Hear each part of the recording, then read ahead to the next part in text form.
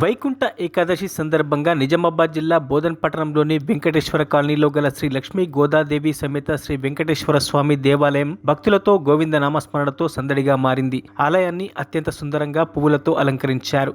ఉదయం నుంచే కలియుగ ప్రత్యక్ష దైవం శ్రీ వెంకటేశ్వర స్వామికి సుప్రభాత సేవలు, గోవిందనామాలతో అభిషేక అర్చన కార్యక్రమాలు, మంగళ నీరాజనాలు నిర్వహించారు. వైకుంఠ ఏకాదశి సందర్భంగా భక్తులు స్వామివారిని ఉత్తర ద్వారం ద్వారా దర్శించుకునే విధంగా ఆలయ కమిటీ సభ్యులు ఏర్పాటు చేశారు. ఈ కార్యక్రమంలో ఆలయ కమిటీ చైర్మన్ రవికిరణ్, కమిటీ సభ్యులు మురళి, వెంకటేశ్వరరావు, హనుమండ్లు, సత్యనారాయణ, ప్రధాన అర్చకులు దీపక్ పాండే, అధిక సంఖ్యలో భక్తులు పాల్గొన్నారు.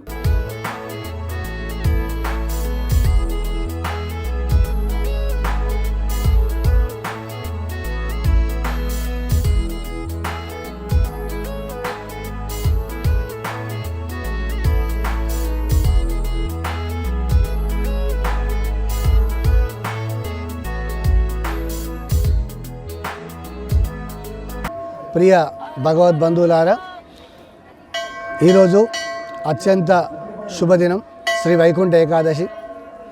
వైకుంఠ ఏకాదశి శుభప్రవదినాన మన స్థానిక బోధన్ లక్ష్మీ ఆండల వెంకటేశ్వర స్వామి వారి ఆలయంలో అత్యంత విశేషంగా వివిధ గ్రామాల నుంచి భక్తులను విచ్చేసుకుంటూ స్వామిని ఉత్తర ద్వారం విధంగా దర్శనం చేసుకొని పునీతులవుతున్నారని చెప్తున్నాం.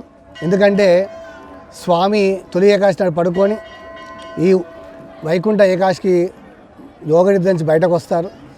ఉత్తరాయణం ప్రారంభమవుతుంది. ఉత్తరాయణం ప్రారంభమైనాక అన్ని శుభకార్యాలు చేసుకునే శుభదినాలు వస్తాయి. పంట చేతికి వస్తుంది. పెళ్ళికి వచ్చిన వాళ్ళకి పెళ్ళిళ్ళు అవుతాయి. గృహప్రవేశాలు చేసుకునే మాఘమాసం నుంచి పెళ్లి ముహూర్తాలు, శుభముహూర్తాలు ఉంటాయి. అదే గృహప్రవేశాలు, కళ్యాణాలు, ఇవన్నిటికీ శుభ సూచకం.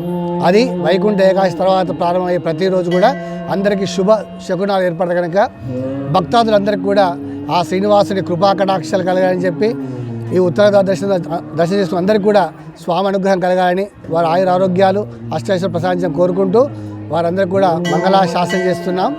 జై శ్రీమన్నారాయణ. జై జై శ్రీమన్నారాయణ. మరిన్ని అప్డేట్స్ కోసం మా ఛానల్ని సబ్స్క్రైబ్ చేయండి.